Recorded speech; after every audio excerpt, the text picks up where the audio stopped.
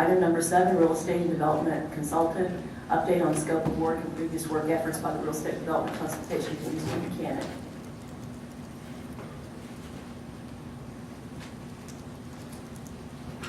Good evening, Madam Chair and members of the board. Joining me this evening is Andrew Knudsen with Economic and Planning Systems. They're the firm that we chose a couple months ago for the real estate developer or the real estate development consultant contract that we got going on. As many of you know, in 2014, VIA's initiatives in the planning department are multifaceted, but one of the big ones is to look at transit-oriented development around the community, look at any strategic acquisitions we may want to look at over the next several years and planning for those, and getting up to speed on the ability to enter into public-private partnerships and real estate development deals as things move forward with multimodalism here in San Antonio. So we've brought on the Economic and Planning Systems team this evening. They are just getting underway. They're going to give you a kind of an outline of what their scope of work is with us, and also some of the work they've done in previous cities and other cities, and also talk a little bit about their team. So with that, Andrew. I appreciate that, Brian. Good evening. Happy to be here and help explain a little bit about our team and the services that we bring to VIA.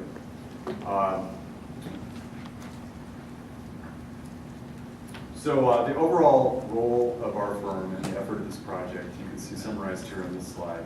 In a nutshell, we're trying to help maximize opportunities. There's a overall goal to increase ridership, but there's also this notion of stewardship.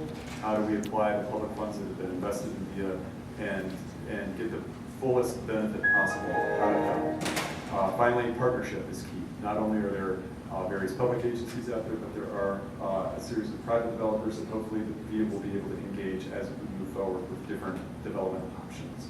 The role of VIA, not only is it defining a role specifically around public policy and planning, but there are also a whole series of specifics that need to be brought together. One of the efforts, and this is key, and one of the things that we'll be trying to do with the agency, is align the various divisions within the agency towards this goal.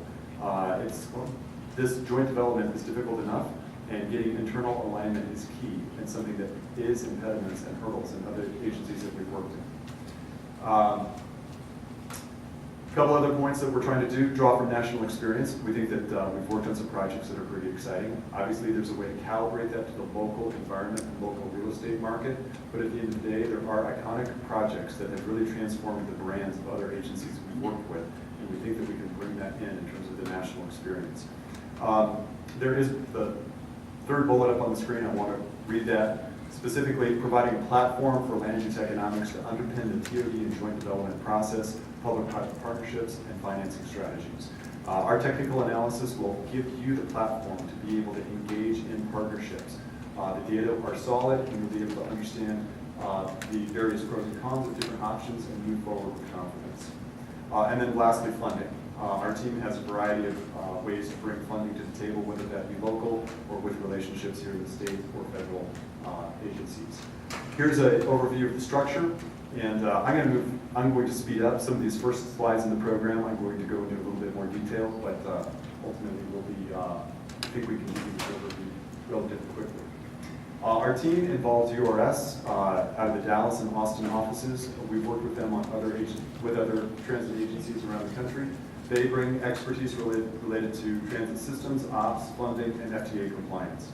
EPS, in the middle there, I'm the project manager. We will be bringing extensive analysis related to the real estate development opportunities, financing, market analysis, also policy. One of the things that we do, much of our work involves public and private sector agencies, and it's the intersection of public and private and how you take technical information and create a public policy to advance.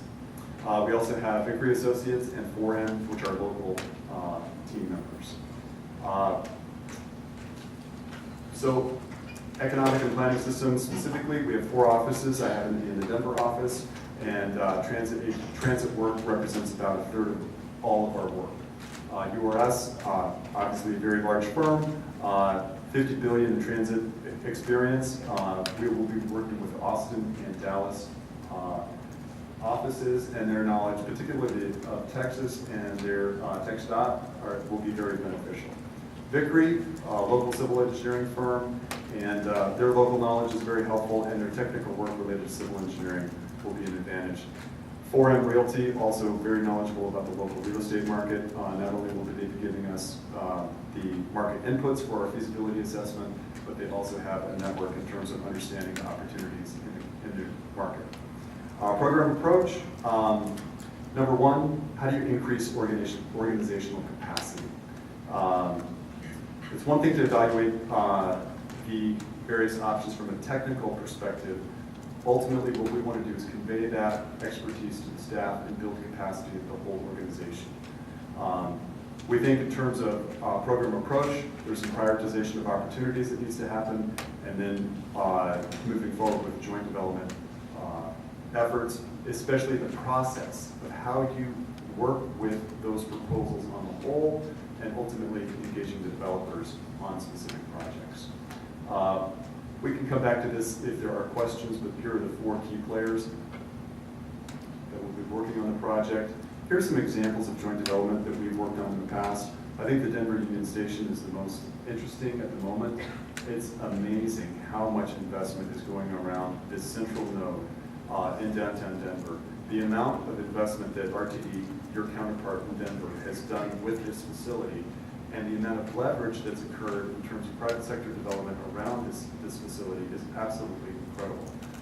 It hit the market hot, and the traction is very strong, and we're seeing rents being written 15, 20, 25, 30% above averages for the Denver area, downtown market specifically, showing that transit does bring a premium. And that premium is actually being captured through 2 different revenue mechanisms that help fund the public improvements that the transit agency fronted. Alameda Station is also interesting, and it's exciting just to see these projects go vertical. That's under construction now. The other 2 have been, they're still in the works. Dallas, in terms of Mockingbird, we're working with DART now on these 3 different opportunities, Mockingbird and Expansion, Trinity Mills, and Buckner. One other thing on DART specifically is just the whole notion of competing interests. DART has one goal, the private sector developers have other goals, and bringing them together is the key effort as part of our work. The team brings quite a bit of TOD experience throughout the western part of the United States, also in terms of the applications of all of the various TOD work listed there. In terms of one of the first steps that we'd like to do is station screening. This is an example that we did at our Berkeley office in California. You can see that this agency had 49 stations, and ultimately we identified 14 that represented the low-hanging fruit, if you will, of where joint development would be viable. This is another way of looking at different station areas. This is just a way of comparing development readiness to market readiness, understanding in this case, again, low-hanging fruit, where a community can find market traction as they advance joint development goals. These slides, in terms of evaluation, are representative of evaluation criteria that we developed for DART. It's an example of how we do our work that ultimately is very transparent. The work we do, the evaluation criteria, how we evaluate the different options is easy to track. In this case, property attributes, accessibility, development readiness, market demographics, all of them have various metrics to score, ultimately showing the direction forward. I think it is particularly helpful to the extent that there's a larger audience in the larger community that wants to understand how VIA makes its decisions and how it ultimately chooses where to place its resources. This is just a very simple diagram to show ultimately our process for going through a joint development evaluation, how we ensure what the original value of the land is, and ultimately how that increases in value based on development proposals, and what the role, in this case of VIA, will be in terms of maintaining their financial interest. This is one to guarantee all eyes glaze over. It's the finer points of a feasibility model. In this case, we've got 6 different iterations shown here in terms of how to evaluate rates of return and what ultimately generates the greatest wealth for the greatest number of players. We'll test a lot of different iterations of different concepts, ultimately showing what works for VIA and what works for the private developer. Just a couple more slides here in terms of study considerations. I think that there are some challenges. One of the things that we've picked up quickly is that San Antonio has dispersed employment nodes, making it challenging. Large-scale geography, pressure on outlying markets. How do you work with these trends and figure out how to get joint development along your central transit corridors? A couple of things that stand out in terms of real estate premiums. Our work in other markets show that in the early years, developers can achieve a premium of 10 to 15% for development located adjacent to transit and stations. We've seen that premium go up as a market matures, and now 10, 15, 20% in some cases. How do we ensure that those premiums occur in San Antonio? And then the larger question, once those premiums are established, how do we form the mechanisms to channel that back into the public civic sector? Of all the funds that are invested in these transit systems, how do you capture that value and rechannel it back into the public agencies? That's part of our goal in terms of our work with you. A couple of the other bullet points at the bottom of this, the interests of the next generation and role of transit on placemaking.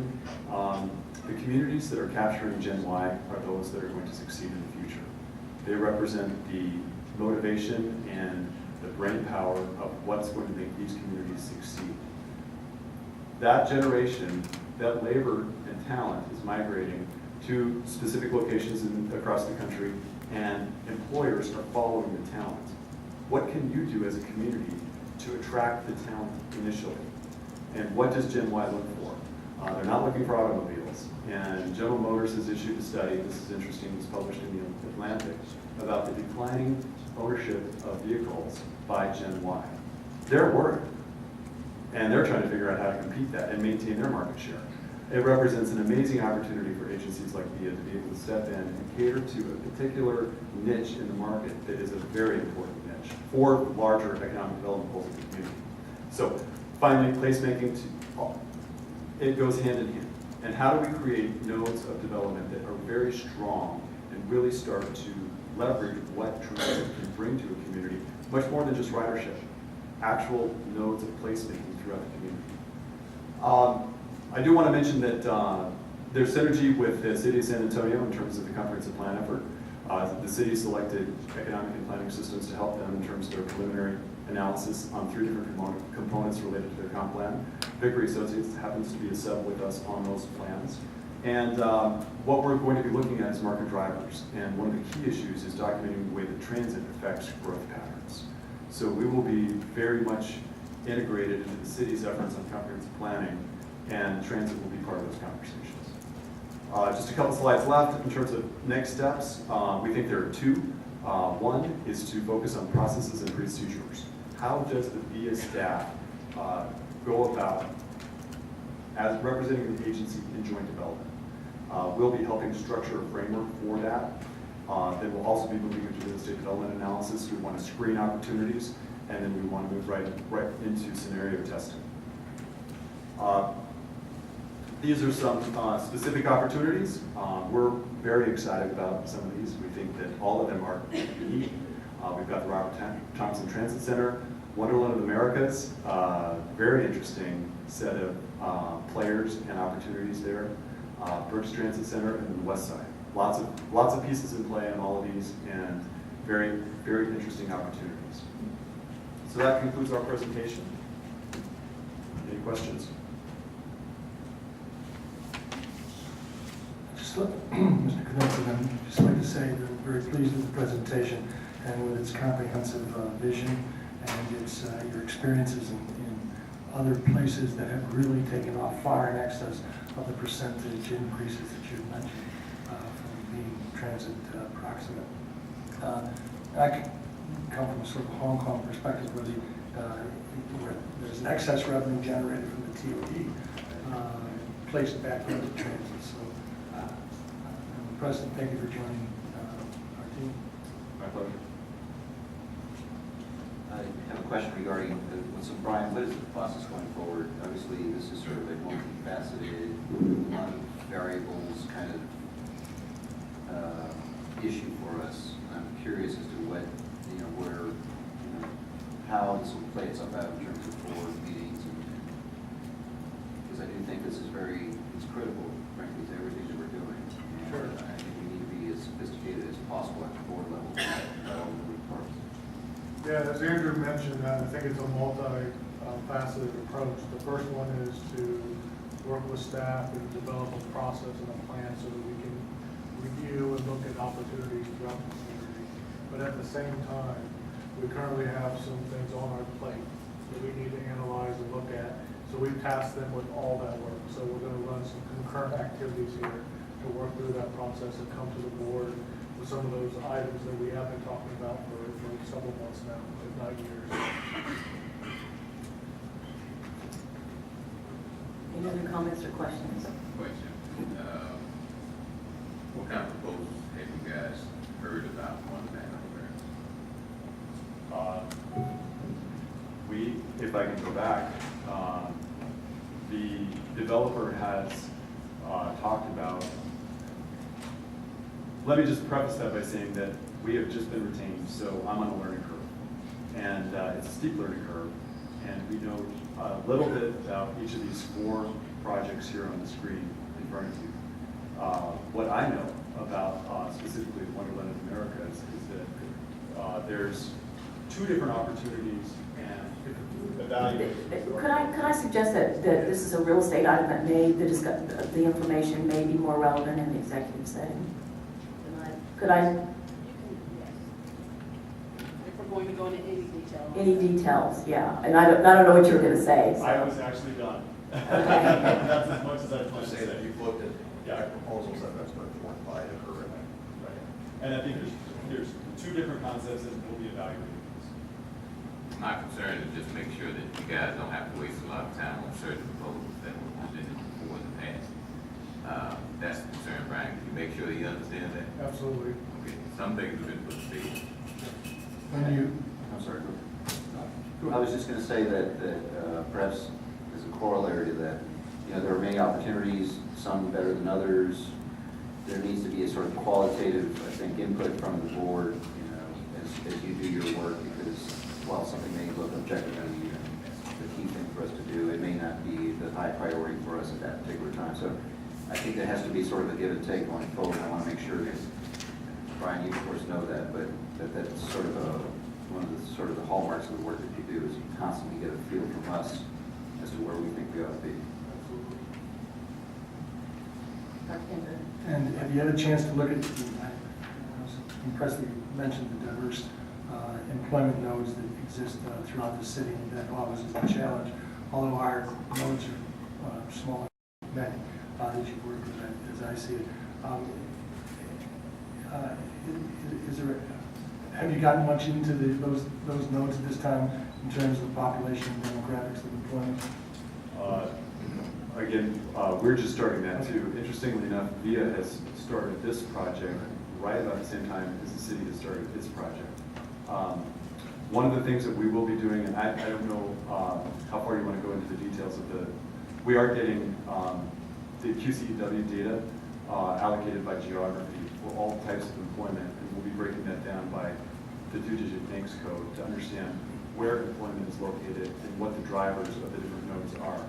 So we'll have, and this may go beyond the interest of the larger board, but to the extent you're interested in seeing the background detail behind that analysis, I'm happy to provide that. One last point, that I have encouraged the creation of a baseline property value appraisal where as an example, where the LPA, the streetcar goes, and that evaluation process I think is important to get the baseline and then to look at the increases that you talked about the stimulation or in one ingredient in an economic stimulus for development and jobs. Yeah, Mr. Goodman, we've already started that process. We do have access to all the GIS data. We have the shape files of the alignment, so we're able to pull a plethora of data all the way back several years based on the Bear County appraisal data. So we're starting that process. Great, and thank you very much for that, Mr. Buchanan. I think it's absolutely essential to making our case in the long run for the wisdom associated with this. And secondly, it would be nice to look at I would like to look at the employment data as well, because one could do a similar appraisal associated with development that's induced at least as one ingredient trades. Any other comments? Thank you very much. Thank you. I know everybody's looking forward to this process. Moving on to item number 8,